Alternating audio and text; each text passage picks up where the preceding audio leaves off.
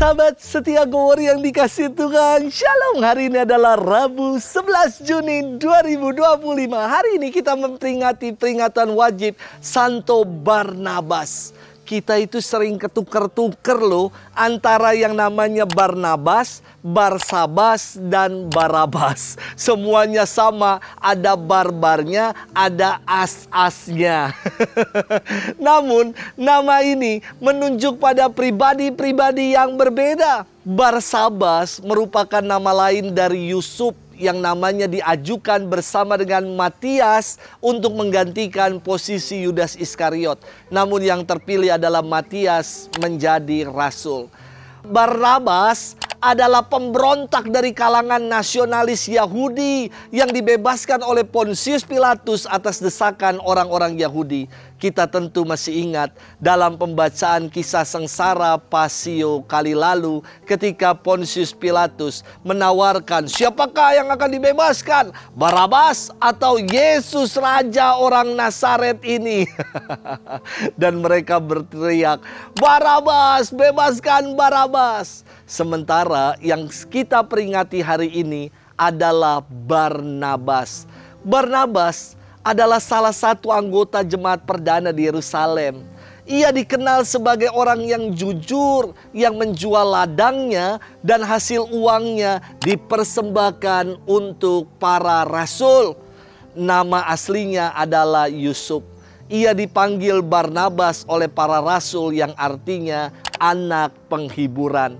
Barnabaslah orang pertama yang meyakinkan para rasul dan jemaat perdana akan pertobatan Paulus. Barnabas dikenal sebagai penginjil di Antioquia dan Siprus, serta menjadi teman seperjalanan Rasul Paulus. Hari ini kita akan bersama-sama merenungkan firman Tuhan yang diambil dari Injil Matius 10 ayat 7 sampai dengan 13. Kita siapkan hati kita. Haleluya, haleluya, haleluya, haleluya. Pergilah, ajarlah segala bangsa sabda Tuhan. Aku menyertai kamu senantiasa sampai akhir zaman. Haleluya, haleluya, haleluya, haleluya. Tuhan bersamamu dan bersama rohmu. Inilah Injil suci menurut Matius, dimuliakanlah Tuhan. Sekali peristiwa Yesus berkata kepada murid-muridnya, pergilah dan beritakanlah kerajaan surga sudah dekat. Sembuhkanlah orang-orang sakit, bangkitkanlah orang mati, tahirkanlah orang kusta, usirlah setan-setan. Kamu telah menerima dengan cuma-cuma, karena itu berilah dengan cuma-cuma pula. Janganlah kamu membawa emas atau perak atau tembaga dalam ikat pinggangmu. Janganlah kamu membawa bekal dalam perjalanan.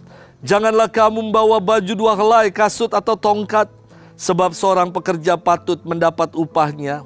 Apabila kamu masuk kota atau desa, carilah di situ seorang yang layak dan tinggallah padanya sampai kamu berangkat.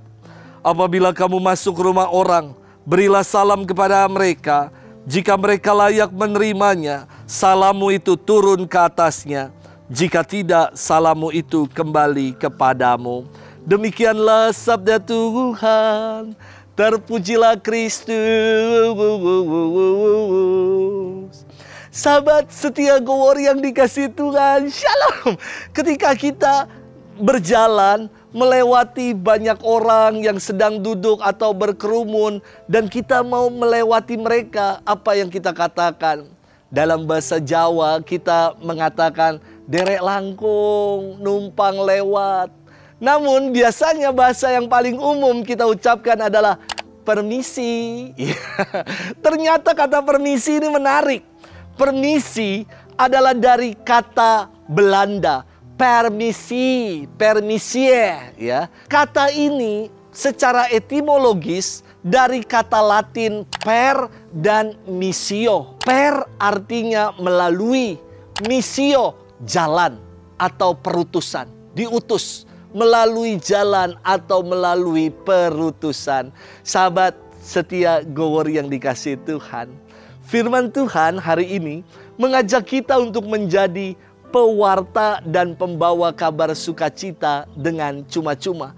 Artinya tidak ada udang di balik batu.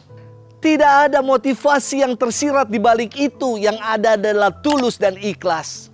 Terkadang dalam karya pewartaan dan pelayanan dijadikan proyek untuk wifi, untuk ajang pamer, untuk ujuk gigi, untuk selfie, mencari keuntungan pribadi. Hari ini firman Tuhan secara jelas mengatakan kamu telah menerima dengan cuma-cuma. Karena itu berilah juga dengan cuma-cuma. Free of charge alias gratis. Karena Allah telah memberi secara cuma-cuma dan gratis juga. Jadi saya kira kalau ada pelayanan dan pewartaan kabar sukacita, kabar Injil, dan dikomersialkan atau UUD ujung-ujungnya duit, kita patut bertanya apakah ini rahmat Allah atau ini hanyalah kemunafikan yang diselubungi dengan label-label hal-hal yang bersifat spiritual.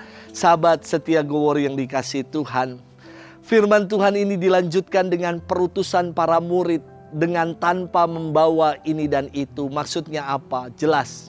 Yesus ingin mengajak para pemberita Injil, pembawa kabar gembira untuk fokus pada pemberitaan kabar sukacita itu. Untuk bergantung sepenuhnya pada Yesus sang sumber sukacita. Inilah yang menjadi dasar inspirasi saya ketika saya kira saya dalam karya pelayanan ke rumah-rumah sakit, juga dalam karya pelayanan di rumah-rumah duka, semuanya itu cuma-cuma, pelayanan murah hati yang cuma-cuma, free of charge. Sahabat setia Gowori yang dikasihi Tuhan, ada istilah yang mengatakan sincerity is simplicity, yang artinya ketulusan adalah kebersahajaan, kesederhanaan dan tidak berlebihan. Kita diutus untuk menjadi pewarta, pembawa, pemberita kabar sukacita yang tulus dan bersahaja. Sudahkah kita mau berjuang melakukan itu, buat itu dalam kehidupan? Selamat bermenung. Tuhan memberkati kita selalu. Dalam nama Bapa dan Putra dan Roh Kudus. Amin.